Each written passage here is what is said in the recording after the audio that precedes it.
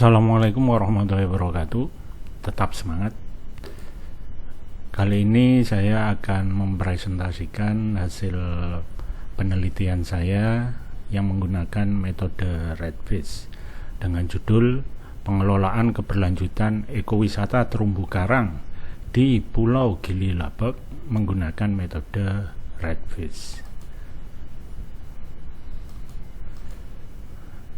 Diawali dengan kondisi Pulau Gili Labak seperti pada peta dan gambar tersebut, bahwa pulau ini terletak di Kabupaten Sumeneb, mempunyai potensi ekowisata yang sangat besar, baik itu berupa pasir putih maupun terumbu karang. Hasil dari kajian lapang kami menunjukkan ini kondisi terumbu karang yang ada di pulau tersebut, bahwa hasil identifikasi kondisi terumbu karang menunjukkan bahwa kondisi karang yang hidup 41,9% dan mati di sini 58%. Dari kajian kesesuaian Pulau Gili Labak ini untuk ekowisata selam, ini menunjukkan nilai sebagai berikut, bahwa dari jenis ikan karang menunjukkan skor 2 dan di sini menunjukkan nilai 10. Untuk kecerahan perairan 100% dan nilai total 15. Untuk tutupan komunitas karang ini dengan nilai total 6, jenis liveform ini 9, suhu 6, salinitas di sana 30-32 dengan nilai total 9, kedalaman karang 1-10 meter dengan nilai 3 dan kecepatan arus 5,8 sampai 15,2 cm per detik dengan nilai 3 dan total 61. Kemudian dari perhitungan daya dukung kawasan ekowisata selam di Pulau Gili Labak ini sebagai berikut, bahwa luas terumbu karang di pulau ini mencapai 564.907 meter persegi dan luas unit area yang kategori selam bisa mencapai 2.000 meter persegi, dan waktu yang disediakan untuk kegiatan wisata selam ini 1 hari 8 jam, dan waktu yang dihabiskan pengunjung dalam kegiatan selam kurang lebih 2 jam. Dan DDK daya dukung kawasan dari perhitungan sebagai berikut, ini mencapai 1.130 orang per hari. Sedangkan untuk daya dukung pemanfaatannya ini hanya 0,1 dari DDK, bahwa dalam sehari ini bisa 113 orang.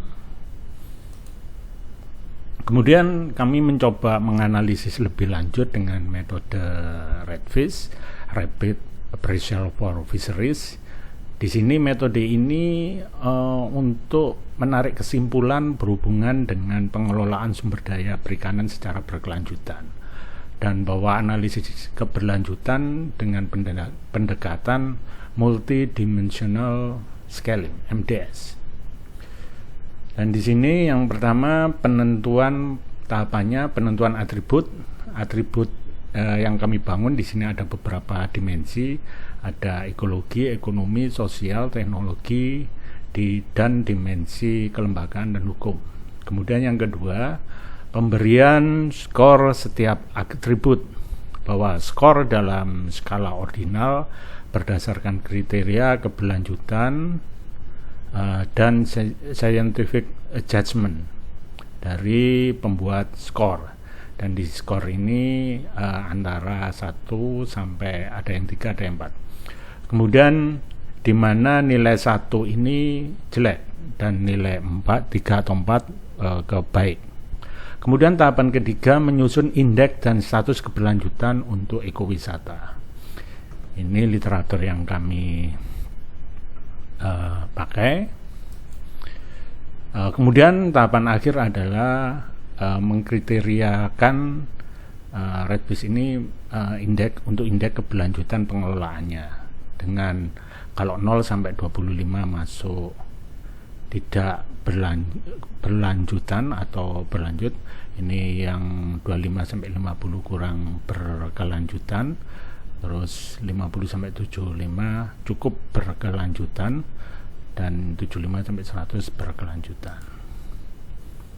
Jadi metode REDBIS dengan 5 dimensi, dan kuesioner yang kami ambil ini ada 41 responden masyarakat. Untuk dimensi ekologi, ini kuesionernya ada beberapa jenis, ada 8. Pertama jenis ikan karang, kemudian kecerahan perairan, tutupan karang keras hidup, kemudian jenis leveform, suhu perairan, salinitas, kedalaman karang, dan kecepatan arus. Hasil dari analisis untuk dimensi ekologi ini menunjukkan nilai sebagai berikut, bahwa nilai dimensi ekologi sesuai dengan REDBIS Ordination di sini nilainya yang biru ini 62,3. Di sini menunjukkan bahwa kategori cukup berkelanjutan. 3 atribut yang paling berpengaruh adalah ada salinitas yang berkisar kurang dari 24 promil, dan jenis leveform pada kisaran lebih dari 10 spesies dan suhu. Selanjutnya ini untuk dimensi potensi sumber daya. Ada beberapa pertanyaan yang kami ajukan dalam kuesioner, ada 6. Yang pertama, dibandingkan 25 tahun yang lalu, bagaimana hasil tangkapan Bapak saat ini? Ada 4 pilihan. Kemudian yang kedua, dibandingkan 25 tahun yang lalu, bagaimana jumlah konsumsi BBN Bapak saat ini? Maksudnya konsumsi saat menangkap ikan. Kemudian yang ketiga, dibandingkan 25 tahun yang lalu, bagaimana jarak Bapak menangkap ikan dari pantai? Nah, mulai dari kriteria jauh ke tengah sampai di pinggir pantai. Kemudian yang keempat, dibandingkan 25 tahun yang lalu, berapa jumlah alat kompresor sekarang? Apakah meningkat atau sampai menurun? Jadi kompresor ini maksudnya penangkapan yang menggunakan kompresor, terutama untuk ikan-ikan karang. Kemudian kelima, dibandingkan 25 tahun yang lalu, berapa jumlah pengguna semprot atau potas di sini saat ini? Apakah meningkat sampai yang keempat menurun? Kemudian yang keenam, dibandingkan 25 tahun yang lalu, apa masih ada yang menangkap ikan dengan menggunakan bahan peledak? Jadi ini pilihannya mulai jauh meningkat sampai menurun. Dan hasil analisis untuk dimensi potensi sumber daya ini menunjukkan nilai ini 63,07, bahwa kategori cukup berlanjut. Dan 3 atribut yang paling berpengaruh di sini ada jarak ke lokasi penangkapan ikan, ini bergeser agak ke tengah, kemudian jumlah pengguna potas yang menurun atau tidak ada, dan jumlah pengguna bahan peledak menurun atau tidak ada saat ini dibandingkan 25 tahun yang lalu. Kemudian kita ke dimensi ekonomi, bahwa ada 6 kriteria dimensi ekonomi. Yang pertama, mata pencarian sebagian besar masyarakat di sekitar kawasan. Jadi ini pilihannya mulai dari wisata, nelayan, petani, petambak, sampai penambang pasir. Kemudian yang kedua, tingkat pendidikan. Kemudian yang ketiga, kontribusi pariwisata dan perikanan dalam PDRB, pajak daerah dan restribusi daerah. Kemudian yang keempat, apakah pemanfaatan wisata bekerjasama dengan orang luar, ya, maksudnya investor, dan mana yang lebih dominan? Ini ada pilihan lebih besar orang lokal sampai lebih besar pendatang. Kemudian yang kelima, penghasilan masyarakat dari sektor pariwisata, apakah di atas UMK atau di bawah? Kemudian keenam, penyerapan tenaga kerja di sektor wisata di Gili Labuan, mulai dari tinggi sampai rendah. Dan hasil analisisnya untuk dimensi ekonomi menunjukkan nilainya kecil 10,15, tidak berkelanjutan. Di sini 3 atribut yang paling berpengaruh. Pertama, mata pencarian sebagai besar masyarakat sekitar sebagai nelayan. Kemudian penyerapan tenaga kerja wisata hanya untuk orang tertentu saja, dan besaran penghasilan masyarakat masih di bawah 1 juta. Kemudian ini dimensi sosial. Ada 7 pertanyaan. Yang pertama, tingkat konflik pemanfaatan potensi di wisata di Pulau Gili Laba.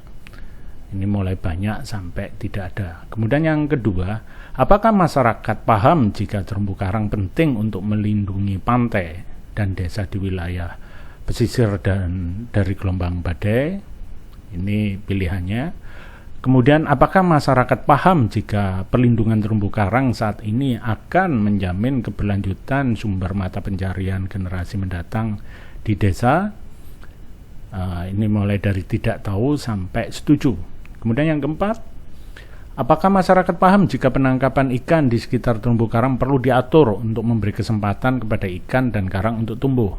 Ini mulai dari tidak tahu sampai setuju.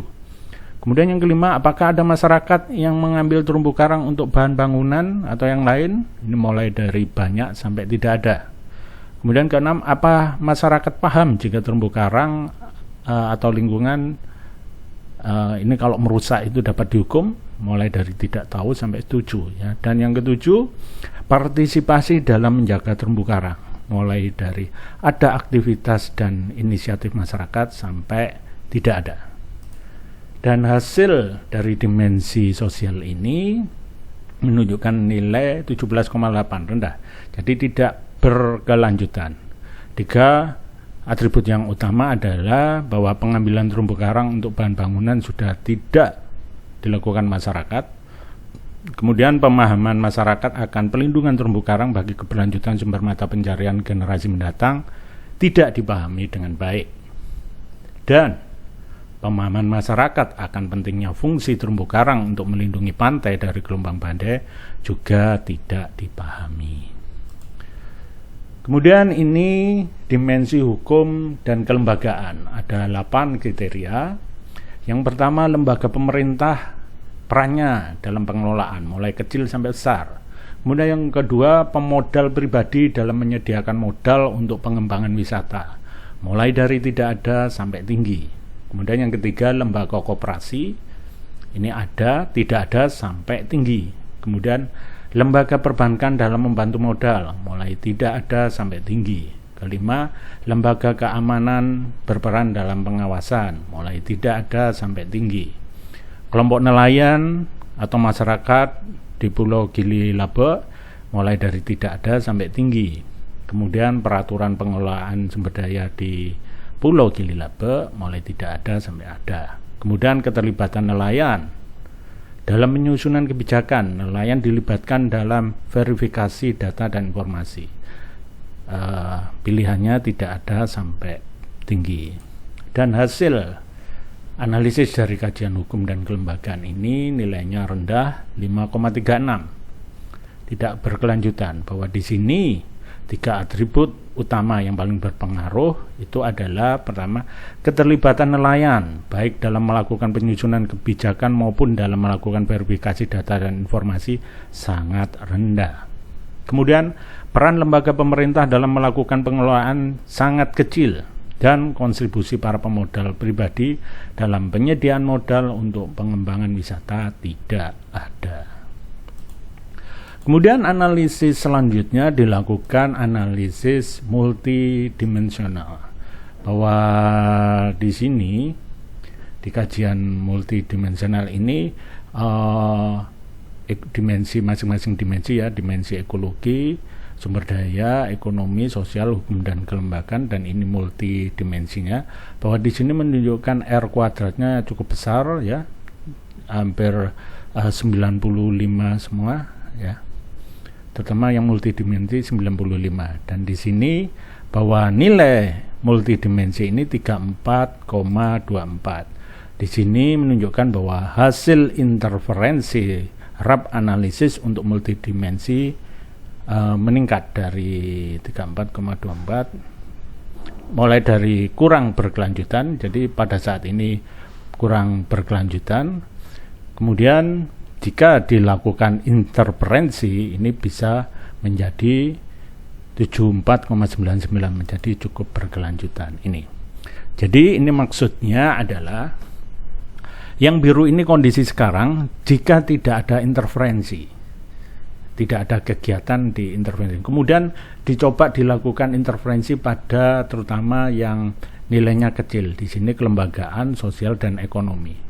Sehingga interferensi ini berupa kegiatan-kegiatan sehingga akan meningkatkan nilainya, dan ini dapat meningkat dari kelembagaan dari 5,36 menjadi 70,3. Untuk sosial dari 17,8 menjadi 92,96. Kemudian ekonomi dari 10,15 menjadi 71,63. Inilah strateginya untuk meningkatkan ini. Jadi diagram layang di analisis indeks dan status keberlanjutan hasil interferensi untuk pengelolaan Pulau Gili Labe. Apa kebijakan interferensinya untuk meningkatkan tersebut? Ini untuk bidang hukum dan kelembagaan. Yang pertama, keterlibatan nelayan dalam penyusunan kebijakan. Rekomendasinya melibatkan masyarakat dalam menyusun kebijakan untuk menjadikan wilayah Gili Labe sebagai tempat ekowisata dan sosialisasi dengan intensif setiap kebijakan kepada kelompok nelayan dan masyarakat yang terkait. Kemudian kedua, peran lembaga pemerintah. Di sini dinas terkait memprogramkan kegiatan khusus di Pulau Gili Labe, kemudian pendampingan kepada masyarakat di Pulau Gili Labe. Kemudian yang ketiga, kontribusi pemodal pribadi. Ini harapannya menarik investor luar untuk pengembangan Pulau Gili Labe. Untuk lembaga koperasi, membentuk lembaga koperasi dengan keanggotaan masyarakat dan melakukan pendampingan. Lembaga perbankan menghubungkan dengan pihak perbankan untuk memberikan pinjaman lunak untuk kredit nelayan. Kemudian keenam, lembaga keamanan laut. Ini melakukan patroli laut secara rutin dan menindak yang melakukan pelanggaran, baik penangkapan yang berbahaya ataupun yang menggunakan alat tangkap yang dilarang. Kemudian yang ketujuh, kelompok nelayan membentuk kelompok nelayan di Pulau Gili Labe dan melakukan pendampingan kegiatan. Dan yang ke-8, peraturan pengelolaan mengusulkan peraturan daerah untuk pengelolaan ekowisata Pulau Gili Labe ini. Untuk bidang ekonomi, agar ekonomi tadi meningkat, yang pertama, mata pencarian dan penyerapan tenaga kerja.